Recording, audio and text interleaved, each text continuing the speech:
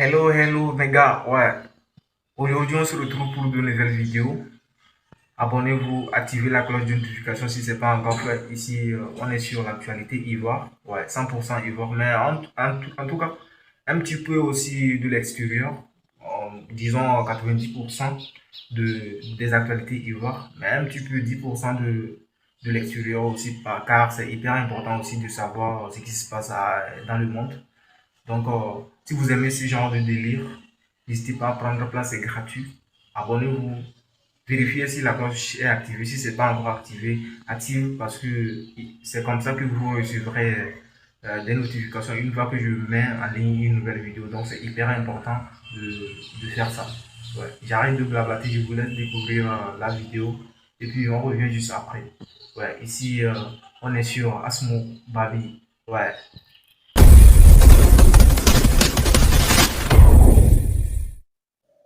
Aujourd'hui, le mardi 3 mars 2026, et je suis en train d'adresser à nouveau un message au président Alassane Dramane Ouattara.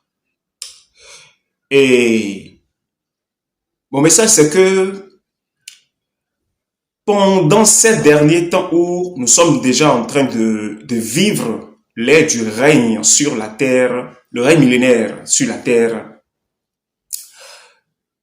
Dieu n'a pas prévu faire souffrir un humain de peau noire, c'est-à-dire un Africain, notamment Africain résidant sur le sol de l'Afrique. Dieu n'a pas prévu apporter son châtiment dans ces nations-là. Il a plutôt prévu apporter sa joie, apporter tout ce qu'il a de précieux au sein de ces nations africaines. C'est pour cela que, même s'il y a quelqu'un au sein de ces nations africaines et que cette personne a commis des erreurs, cette personne est une rebelle envers Dieu, Dieu veut faire encore tout possible pour pouvoir récupérer cette personne-là. Pour qu'au moins cette personne puisse bénéficier quand même de sa gloire. Pourquoi? Parce que les Africains, depuis toujours, ont été victimes des orchestrations de Babylone, des orchestrations de Satan. Depuis Noé, ça a pris d'ampleur depuis Noé. Et Dieu n'a jamais pu trouver l'occasion de véritablement accueillir l'Africain et de s'offrir correctement à l'Africain. Lorsque je parle ici, je parle de ces nobles œuvres du passé.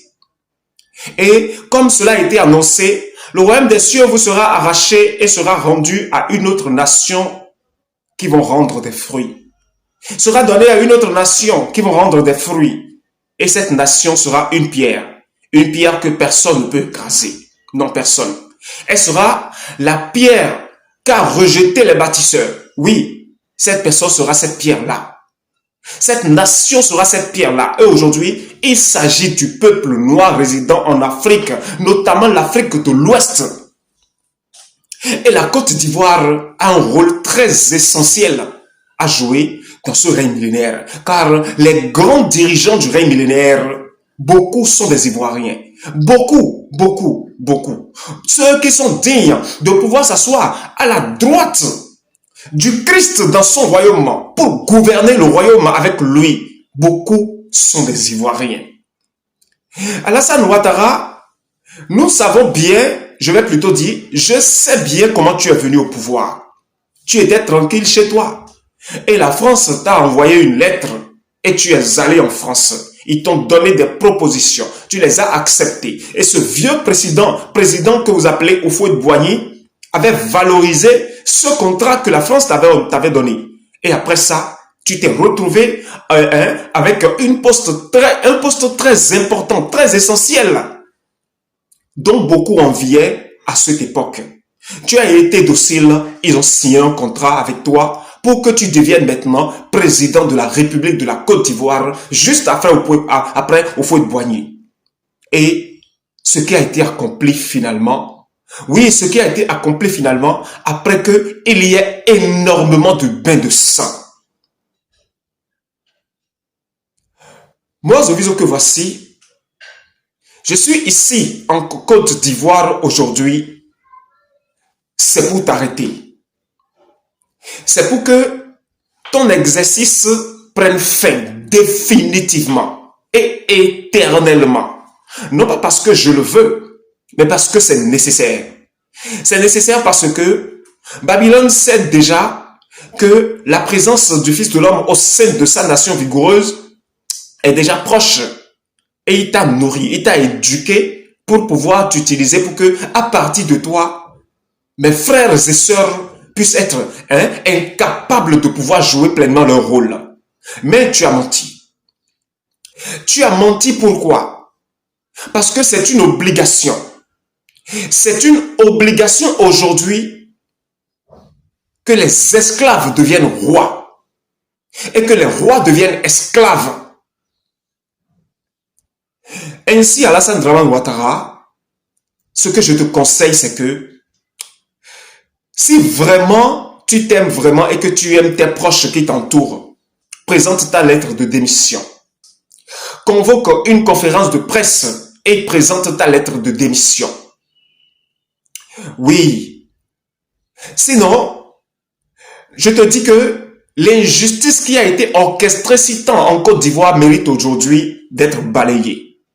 L'injustice, l'injustice, l'injustice. Oui, l'injustice. Et bon nombre de personnes ont été accusées à tort. Aujourd'hui, il est nécessaire que nous puissions essuyer les larmes de toutes ces personnes-là. Prépare ta lettre de démission. Va la déposer. Convoque une conférence de presse. Sinon, je suis en train de venir. Je suis en train de venir. Oui, je suis en train de venir. Je te surprendrai là où tu n'auras pas idée. Et je suis déjà très proche. Je suis déjà au sein même de ta maison. Et très proche de ta chambre à coucher. Mais que tu ne sais pas encore. Tu ne sais pas. C'est un message que je t'adresse directement. Oui, c'est un message. Aujourd'hui, ce n'est plus affaire de nous allons nous fâcher et nous allons faire ceci et que nous allons faire cela. Non. Tout est accompli pour que mon peuple retrouve sa liberté pleinement. Ainsi, Alassane Ouattara, si tu t'aimes vraiment, présente ta lettre de démission et convoque une conférence de presse et libère la nation. Oui, si tu écoutes par ici et que ça sort par là, ainsi tu sauras que c'est toi-même qui l'aurais voulu. À bon entendeur, merci. Je vais vous parler de la raison principale pour laquelle Ouattara est allé là-bas. Ouattara est allé là-bas, c'est pour simplement chercher à complètement éradiquer l'AES. Oui, quelle stratégie adopter pour véritablement éradiquer l'AES sur toutes ses formes? Et selon leur bilan, leur analyse et tout, parce que les États-Unis sont rentrés dans le jeu et sont en train d'utiliser tellement le Ghana pour réussir cela.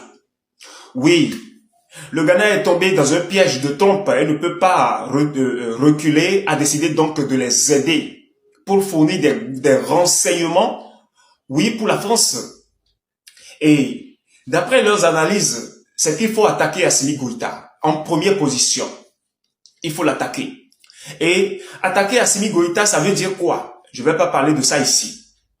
Non pas parce que je ne voudrais pas révéler, mais bon, je ne trouve pas l'utilité de parler de ça, parce que c'est enfantin, au fait, ce qu'ils font. Ils font cela juste parce qu'ils savent que si jamais l'AES s'en sort, c'est que la France est tombée.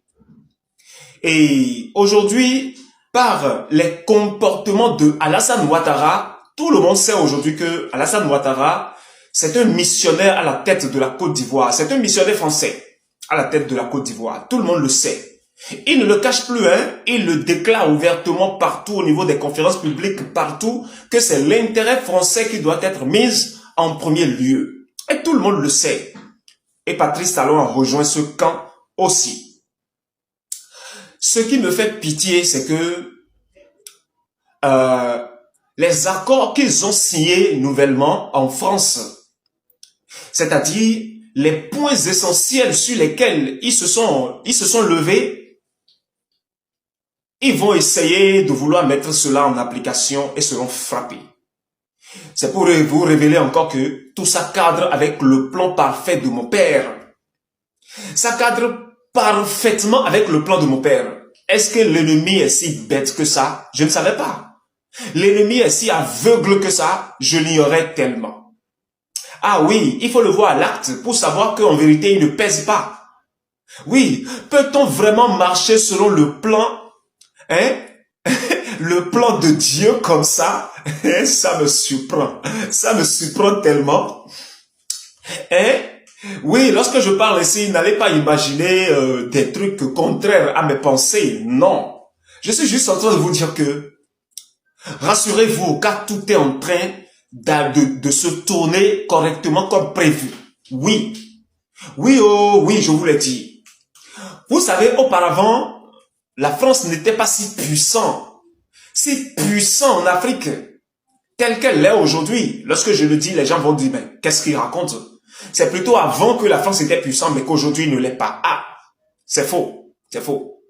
Ceux qui savent bien de quoi je parle peuvent comprendre. Ceux qui maîtrisent bien l'histoire de la France-Afrique peuvent comprendre clairement ce que je dis. C'est aujourd'hui, en l'an 2024, 25, 26, que la France a tellement de domination en Afrique.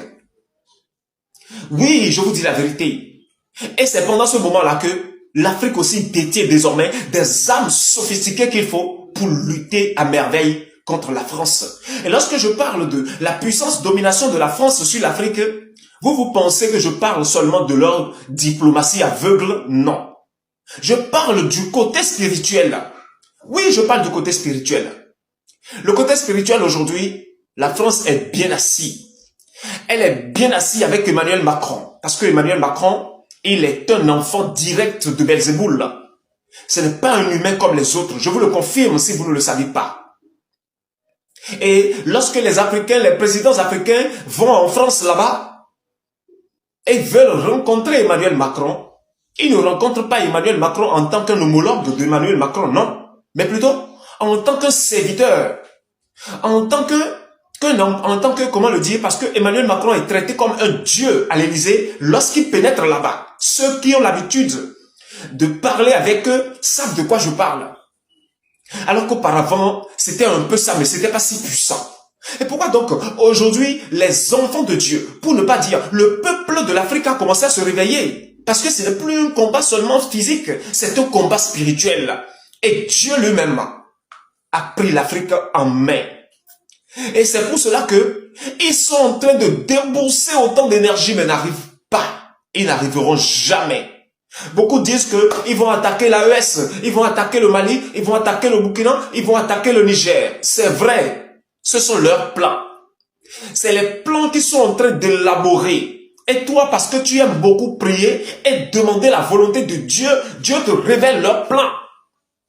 Ne veut pas dire que tu dois avoir peur pour commencer à parler jusqu'à juger les autorités de l'AES qui sont incompétents sur ce plan ou bien ils sont compétents sur ce plan. Non, ce n'est pas de ça il s'agit. Si l'ennemi ne se manifeste pas, si l'ennemi ne démontre pas de quoi il est capable, comment donc le combat peut être un combat juste? Comment donc le combat peut être un combat noble? Ainsi, Ouattara est parti en France pour prendre de nouvelles mesures contre l'AES. Et la France tout à l'heure va dépêcher encore 2 puissants avions. 2 puissants avions, hein? Des avions sophistiqués de renseignement qui vont voler à près de 20 000 mètres. 20 000 mètres d'altitude, ça veut dire 20 km d'altitude. Un avion de 20 km d'altitude, est-ce que c'est facile? Est-ce qu'on peut l'intercepter facilement? Mais ces avions déjà peuvent donner toutes sortes de renseignements.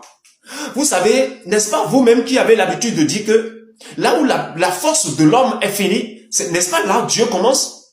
Là où l'homme finit complètement et que l'homme voit maintenant qu'il est incapable de faire face à ces combats, ou bien à ce combat, ou bien à cette chose. Et que l'ennemi continue à lui démontrer qu'il est plus puissant. N'est-ce pas là pour Dieu commence? N'est-ce pas ce que vous dites? Là où l'homme est terminé, c'est là Dieu commence. Là où l'homme trouve qu'il n'a plus de puissance pour continuer, c'est là même que Dieu lui commence. N'est-ce pas ce que vous dites souvent? C'est ça ce qui se passe avec l'AES.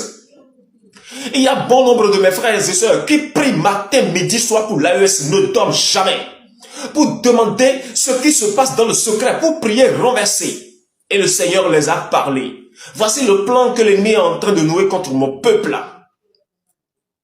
Et lorsqu'ils apprennent ces plans, ils sont effrayés. Ne le soyez pas. Je vous le déconseille, ne le soyez pas. Rien n'arrivera à l'AES. Rien, je vous dis, rien du tout, rien. Ne le soyez pas du tout. Oui, moi, Zovido qui parle, je ne me base pas sur la collaboration que l'AES a avec la Chine, la Russie et consorts. Non. Mais je sais que celui qui a démarré l'AES n'échouera pas. Avez-vous appris une fois que Dieu a démarré quelque chose et qu'il a échoué?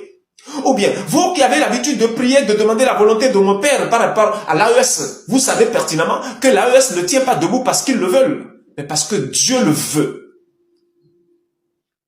Ainsi, ne craignez rien. Gardez votre calme.